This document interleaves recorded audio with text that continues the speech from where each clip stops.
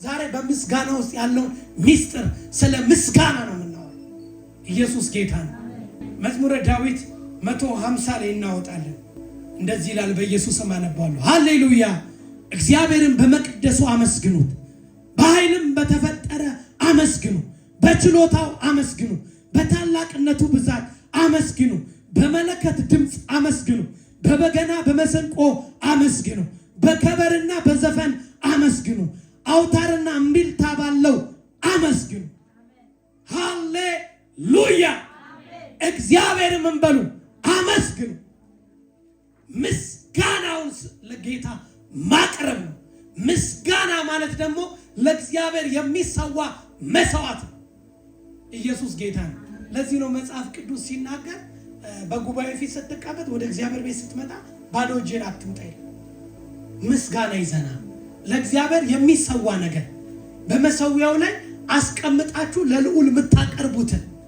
ለዚህ ነው መጽሐፍ ቅዱስ ራስን ቅዱስና ሕያው መስዋዕት አድርገህ ለጌታ አቅርብ። ምስጋና ነው ይሄ። ለእግዚአብሔር አምልኮ መሰዋት። በማመስገን ውስጥ ጠላት ይዋረዳል። የእግዚአብሔር ኃይል ደግሞ በምስጋና ውስጥ ድብቅ ጦርን እግዚአብሔር ያስነሳል። ጠላትን ለመምታት የጠላትን ኃይል ለማጥፋት በመዝሙር ውስጥ ነው እግዚአብሔር የሚያደርገው። በምስጋና ውስጥ ነው። ኢየሱስ ጌታ ነው። ስለዚህ እንደ ማመስገን ትልቅ ነገር የለም። የሚያመሰግን ሰው ደስታን ወደ ራሱ ይስባል። ምስጋና ማግኔት ነው። ብዙ ነገር ይስባል። አስባችኋል? አንድ የሚያግረመርም ሰው ዝም ብላችሁ በማግረምረም ውስጥ ያለውን ሰው ተመልከቱ። ሐዘን፣ ጭንቀት፣ ዲፕሬሽን፣ በሽታን ይስባል። ማግረምረምም ማግኔት ነው። ማግረምረም ግን የሚስበው መዝሙርን አይደለም። ማግረምረም የሚሰበስበው መዝሙርን፣ ድልን፣ ፈውስን ሳይሆን ሐዘንን፣ ችግርን የማትወጡበት ነገር ውስጥ ይከታችሁ። ማግረምረም የሚያመሰግን ሰው ደግሞ እግዚአብሔር በዛ በሚያመሰግነው ጉባኤ ላይ ለጉባኤው የተከፈተ ጦር ቢኖር እግዚአብሔር ድብቅ ጦርን ያስነሳል። በምስጋና ውስጥ ድል አለ። በምስጋና ውስጥ ውጤት አለ። በምስጋና ውስጥ መሻገር አለ። ምስጋና ውስጥ የሌለ ነገር የለም። ለዚህ ነው የምስጋና ባለቤት እግዚአብሔር ነው። የመዝሙር ባለቤት እግዚአብሔር ነው። የበገናው ባለቤት እግዚአብሔር ነው። ዓለማት ሳይፈጠሩ በፊትም ምስጋና ነበር። መላእክቶች ያመልካሉ፣ ያመሰግኑታል። በምስጋና የተረፈ ሞልቶ የተከበረ አምላክ ነው የምናመሰግነው። ስለጎደለው አይደለም፣ ለማመስገን የተጠራው። ስላነሰበት እንድናዋጣ አይደለም። ከሚያመሰግኑት ጋር የሆነ እልልታችንን እንድንጨምር አይደለም።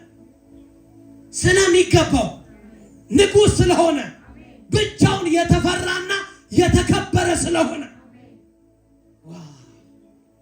በጌታ በኢየሱስ ስም የምስጋና መንፈስ ያገኛችሁ። ቀጣይ ዘመናችሁ ላይ ቀሪ ዘመናችሁ ላይ የምስጋና ይሆንላችሁ። ልባርካችሁ በዚሁ እግዚአብሔር ቀጣይ እድሜያችሁ ላይ ቀጣይ ዘመናችሁ ላይ ቀጣይ ሳምንታቶች ላይ በምስጋና ይምላችሁ።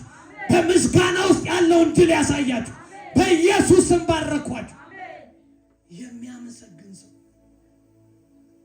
ጠላት ያፍራል ስታመሰግኑ። ታዲያ ምስጋና ከማግኘትና ከማጣት ጋር የተያያዘ አይደለም። በተለይ መጽሐፍ ቅዱሱ የሚለው ምስጋና ሲሞላልን የምስጋና ፕሮግራም አዘጋጅተን የምናደርገው አይደለም።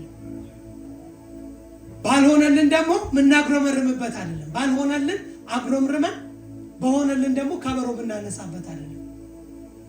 ምስጋና ንጉሥ ስለሆነ ነው የሚሰጠው፣ ስለሚገባው ነው። እኛ ደግሞ ኔቸራችን ነው እግዚአብሔርን ለማክበር ነው።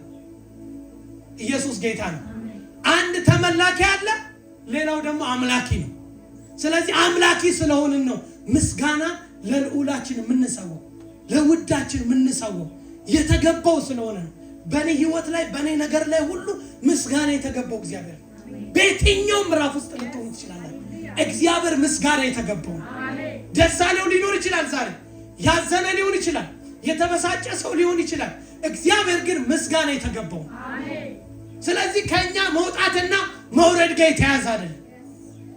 በየትኛውም የህይወታችን ላይፍ ውስጥ ለምስጋና ነው የተፈጠረው። እግዚአብሔርን ለማክበር ነው የተሰራው። ኢየሱስ ጌታ ነው። እንግዲህ ብዙ አይነት ጸሎቶች ቢኖሩ ትልቁና የከበረ የተባለው እግዚአብሔርን በምስጋና የምንጸልየው ጸሎት ቴንኪው ጌታዊ ስለ ጤንነቴ፣ ስለ ረፍቴ፣ በቤት መምጣት ስለቻልኩ፣ በዚህ ደግሞ ልትናገረኝ እድል ስለሰጠኝ፣ ይህ ጸሎት የምስጋና ጸሎት ከጸሎቶች ሁሉ የላቀ ነው። የላቀ ነው። ለምን? መነሻው ከምስጋና ነው። መስዋዕት ከማቅረብ ነው የሚነሳው። ገና ነገሩ ሳይሆን እግዚአብሔርን እያመለከው ነው ያለው። ባልሆነልህ ነገር ላይ መስዋዕት እያቀረብክ ነው ለእግዚአብሔር። ራስን እየሰጠኸው ነው ያለው። በዚህን ሰዓት ጌታ ይከብራል። በመጽሐፍ ቅዱስ ውስጥ ታውቃላችሁ እነ ጳውሎስና ሲላስ ምስጋናን ያቀረቡበት ሁኔታው ራሱ አጠያያቂ ነው። ምስጋናን ያቀረቡበት ቦታው ራሱ ሰዓቱ ራሱ እኛ እንደምናስበው አይደለም። ምቹ ሰዓት አይደለም። በመንፈቀ ሌሊት ላይ ነው። እግዚአብሔር የሚገባው ስለሆነ የአዲስ ኪዳን ልክ አማኞች የተቃኙ ናቸው። በመንፈስ ቅዱስ የተረዱ ናቸው። እነ ጳውሎስ እነ ሲላስ ወርሺፕ ከማግኘትና ከማጣት ጋር የተያያዘ እንዳልሆነ ገብቷቸዋል። ስለዚህ ያሉበት ሁኔታ እስር ውስጥ ናቸው። ተጠፍንገዋል። ቀዝቃዛ ቤት ውስጥ ነው ያሉት። በዛ ሌሊት ግን አምላካቸውን እግዚአብሔርን ያመልኩት ነበር፣ ያደንቁት ነበር። አያስገርም? በጣም ይሄ ቃል ሲነገር ቀላል ነው፣ ሲኖር ይከብዳል እላለሁ። ብዙ ጊዜ አንዳንድ ስብከቶች ቀላል ናቸው ሲነገር። አኩርፋችሁ መታችሁ ዘማሪው ያስመለከ እንዲህ ብላችሁ ነው የምታዩት። በቃ አዝናችሁ ነው የመጣችሁ፣ ልባችሁ ተሰብሮ ነው የመጣው። መረጃው እኮ ልክ ነው፣ ግን እግዚአብሔር ፊት ይሄ ኤክስ ነው ለካ። መንፈስ ቅዱስ ያብራላችሁ በኢየሱስ። ልክ ነው ለካ። አለኝ የሆነ ያዘንኩበት ነገር አለኝ፣ የሆነ መረጃ አለኝ፣ የሆነ ነገር በእግዚአብሔር ፊት ማስታወቀው ነገር አለኝ። ግን አምልኮ ፊት እሱ ብቁ አይደለም ለመቆም። እግዚአብሔር ፊት ለመቆም ያ ጥያቄ ብቁ አይደለም። ጥያቄውን ቁጭ አድርጌ ትልቅ ነው የኔ ነገር ባይመለስም አንተ ትልቅ ነው። ነገሩ ሊሆንም ከዚህ በኋላ ታምራት ሊሆንም ላይሆንም ይችላል፣ ግን አንተ ትልቅ ነው። በእኛ ህይወት በእኛ ነገር ላይ ቀጣይ ላይ ምን ላንኖር እንችላለን፣ ግን አንተ ትልቅ ነው ስትል ነገሩ ይቀየራል። ሌላ አይነት መንፈሳዊ መረዳት ውስጥ ነው የገቡት እነ ጳውሎስና ተጠፍንገው በውስጠኛው ክፍል ሆነው በመንፈቀ ሌሊት ሆነው እግዚአብሔርን ያመልኩት ነበር። ክብር ይገባል። ምስጋና የተገባውን እግዚአብሔርን እጠራለሁ፣ ከጠላቶቼም እድናለሁ። ለካ ከጠላት አሰራር ለመዳን ከጦር ለማምለጥ ከኛ የሚጠበቅ አንድ ሚስጥር አለ፣ አምልኮ። ዛሬ የተለያየ ጦርነት ውስጥ የተለያየ ነገር ውስጥ ልትሆኑ ትችላላችሁ። ከእግዚአብሔር ቃል አንድ ነገር ላበራላችሁ ፈልጋለሁ። ችግሩ እያለ እግዚአብሔርን አልቁበት። ጥያቄው እያለ ከበባው እያለ በተለያየ ሁኔታ ውስጥ እያላችሁ ለእኔና ለእናንተ የሚበጀው አንድ ሚስጥር ነው፣ እግዚአብሔርን ማላቅ። ለዚህ ነው ከምንም ጋር ልናወዳድረው አይገባም። በየትኛው ምዕራፍ እግዚአብሔር ምን ይላል? ይመለካል። መዝሙረኛው ዳዊት በጣም ይገርመኛል። እንግዲህ ዳዊት ብዙ መዝሙሮችን ጽፎልናል። ግን ዳዊት ከልጁ ከአቤሴሎም በኮበለለ ጊዜ የመዘመረው መዝሙር ይላል። ሰው እየኮበለለ ይዘምራል። ከንጉስ በሸሸ ጊዜ ዳዊት በተጨነቀ ጊዜ ወደ አዶላ ዋሻ ገብቶ ዘመረ ይላል። እየተሸሸ እየተኮበለለም ይዘመራል። የስ መዝሙር በየትኛው ምዕራፍ ውስጥ ይዘመራል። ለምን? ለእግዚአብሔር የሚቀርብ መስዋዕት ስለሆነ። አሜን ነው ወይ? ጥያቄ እያለ ችግር እያለ የሆነ የእግዚአብሔር ኃይል የሚያስፈልገው ነገር እያለ ይዘመራል ነው የምትለው? አዎ አዎ። የአዲስ ኪዳን አማኝ እዚህ ላይ መድረስ አለበት። ችግር እያለ ይዘመራል፣ ጥያቄ እያለ ይዘመራል፣ ነገሮች ሆነ አጣብቂኝ ሆኖ ይዘመራል። እግዚአብሔር በአምልኮ ውስጥ ማጠን ስንጀምር፣ ለእግዚአብሔር መስዋዕትን ማድረግ ስንጀምር፣ እግዚአብሔር አምልኮን ለማሽተት ሲመጣ ችግር ይቀልጣል፣ ጥያቄ ይቀልጣል።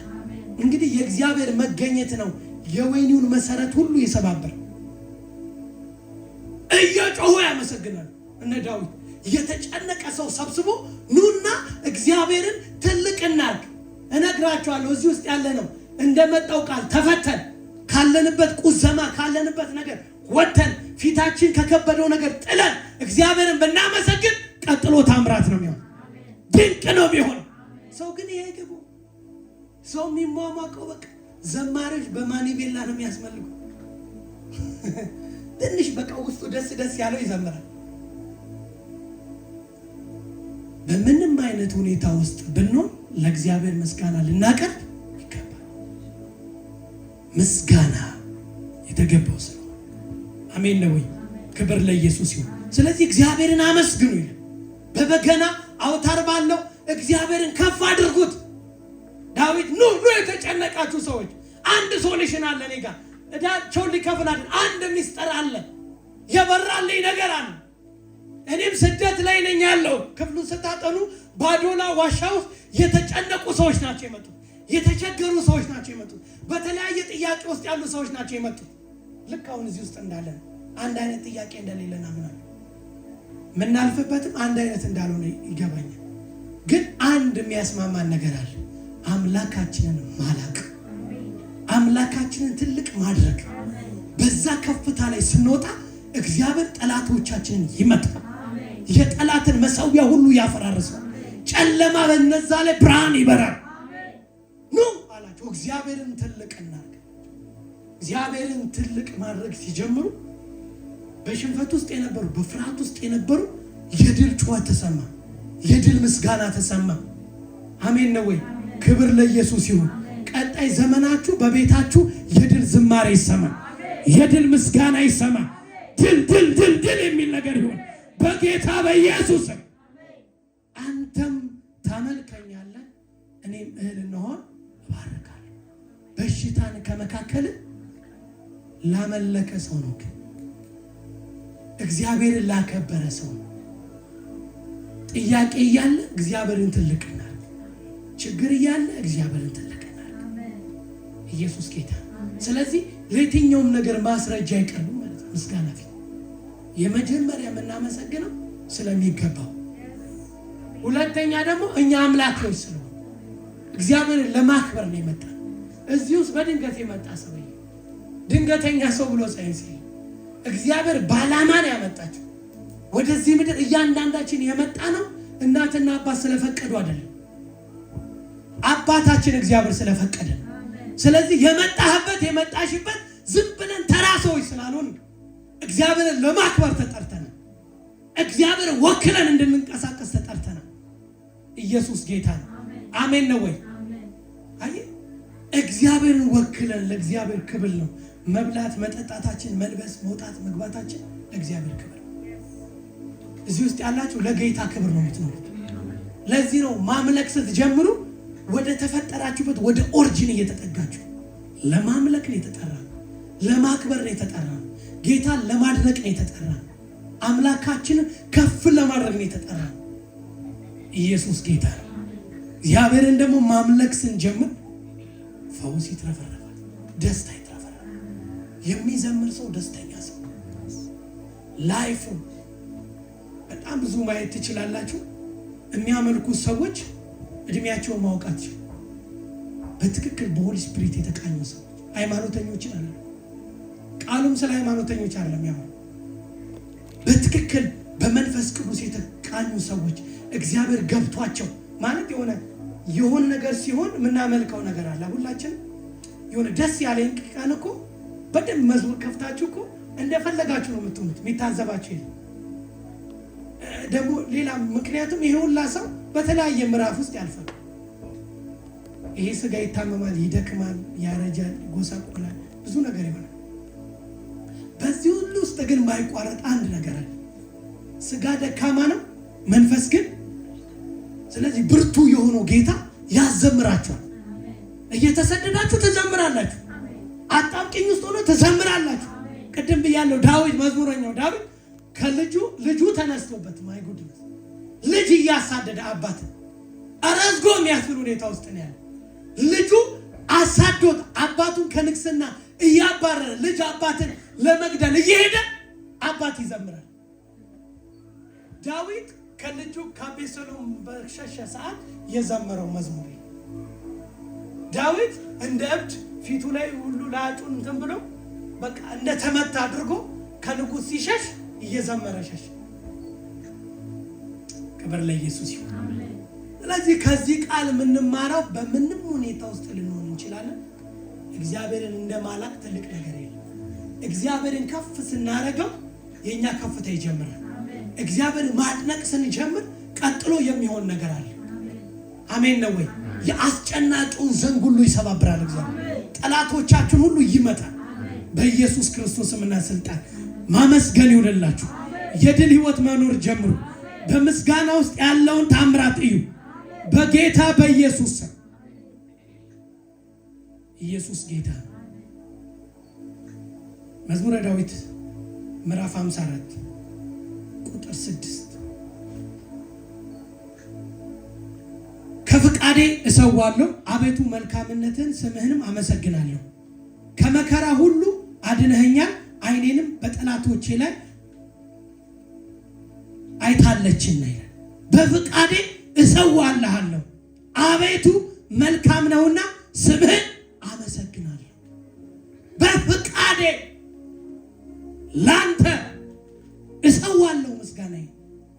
አቤቱ መልካም ነህና ስምህን አመሰግናለሁ። ኢየሱስ ጌታ። በፍቃድ ስለሆነ እግዚአብሔር ከሰጠን ነገር ሁሉ ይልቅ ለሰው ሁሉ ነፃ ፍቃድ ሰጥቷል፣ ፍሪ ዊል። ስለዚህ ሰው በፍቃዱ እንዲሰዋለት ይፈልጋል። መሰዋትም እሱ ነው። ለምሳሌ እኔ ለእግዚአብሔር ቤት የሆነ ነገር መስጠት ብፈልግ የኔን ፍቃድ ይጠይቃል አይደለም? ፍቃዴን አልፎ የሚያስገድደኝ ኃይል የለም። በፍቃዴ ነው መሰዋለት። ስለዚህ እግዚአብሔር በፍቃድ እንድንሰዋለት፣ እንድናመሰግነው፣ እንድናከብረው ይፈልጋል። የዕለቱን መስዋዕት ያለ ምንም ማንም የለም፣ ያለ ምንም የልብ ኩርኩራ፣ ያለ ምንም ግጥም፣ ያለ ምንም ነገር ለእግዚአብሔር የዕለቱ መስዋዕት ልንሰዋ ይገባል። አሜን ነው። ኢየሱስ ጌታ። ስለዚህ በፍቃዴ እሰዋልሃለሁ አቤቱ መልካም ነህና ስምህን አመሰግናለሁ። አድነኸኛል፣ ታድገኸኛል፣ ጠብቀኸኛል፣ መርተኸኛል።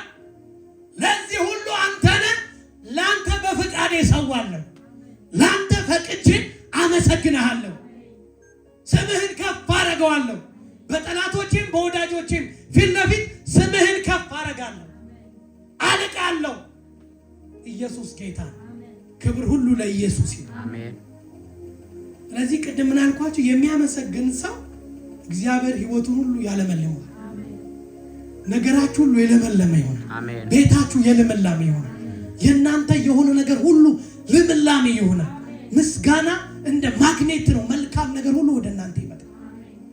ደስተኛ ትሆናላችሁ። በመውጣት በመግባታችሁ ብሩህ ትሆናላችሁ። ለምን? ለእግዚአብሔር ምስጋናን እየሰዋችሁ ስለ። ክብር ለኢየሱስ ይሁን። ግን እግዚአብሔር በዚህ ቃል ውስጥ እናንተ ግን እንዴት ናችሁ? ብዙ ጊዜ እኔ አንድ ቃል እግዚአብሔር ሲያበራልኝ ተች ሲያደርገኝ እኔ ግን እንዴት ነኝ? እንዴት ነኝ? በቃሉ ፊት እንዴት ነው ማመሰግነው? በቃ ኧረ ዘምር እባክህ ጌታ እኮ ነው ምናምን ተብዬ ነው የምዘምረው? ኧረ እባክህ ጌታ ነው ምናምን ረድቶ ነው ጌታ ነው ይሄን ያደረገው ተብዬ ነው? ወይስ በፍቃዴ ነው የምዘምረው? ወይስ አመጣጤ ራሱ ገብቶኝ ነው የምመጣው? ለመሰዋት ነው የምመጣው? ኢየሱስ ጌታ። ክብር ለኢየሱስ ይሁን። ግን እነዚህ ሰዎች ናቸው ደስተኛ ሰዎች። ለዚህ ነው ዳዊት ነፍሴ ሆይ እግዚአብሔርን ባርኪ፣ አጥንቶቼ የተቀደሰውን ስሙን ባርክ። ነፍስ ትረሳለች። ነፍሴ ሆይ ውለታውን ምን አትበይ፣ አትርሺ። ኃጢአትሽን ይቅር የሚል ደዌሽን የሚፈውስ ምኞትሽን ከበረከቱ የሚያጠግብ ጎልማሳነትሽን እንደ ንስር የሚያድሰው እሱ። ስለዚህ ባርኪ፣ ውለታውን አትርሺ። እንረሳለን ማለት ነው። ሰዎች ስለሆነ እንዘነጋለን። እንደ ዘማሪ ሲዘምር አልዘነጋሁትም የሚል መዝሙር አለ። ሰዎች ስለሆነ እንዘነጋለን። ሲያበራልን ደግሞ ቀኝ እጆቻችሁን ከፍ አድርጉ። አንድ ጸሎት ልጸልይ። መንፈስ ቅዱስ ምራን፣ በኢየሱስ ምራን። አሜን። በቀሪ ዘመናችን ያለ ድካም እንድናልፍ ምራን። እግዚአብሔር እውነተኛ አምልኮ እንዲገባን ምራን። በኢየሱስ ስም ከነገሮች ወጥተን የምናመሰግንበትን አይኖቻችንን አብራ። የልቦናችን አይኖች ሁሉ ይብሩ። በኢየሱስም የመጣው ቃል ከእምነታችን ጋር ይዋሃድ፣ ለጥቅም ይሆንልን። በኢየሱስም ሰነፎች እንዳንባል ጌታው አበርታ፣ እኒህ ልጆች አበርታ፣ እኔን አበርታ፣ እህቶቼን ወንድሞቼን አበርታ። በእውነተኛ አምልኮ ደግፋቸው በኢየሱስ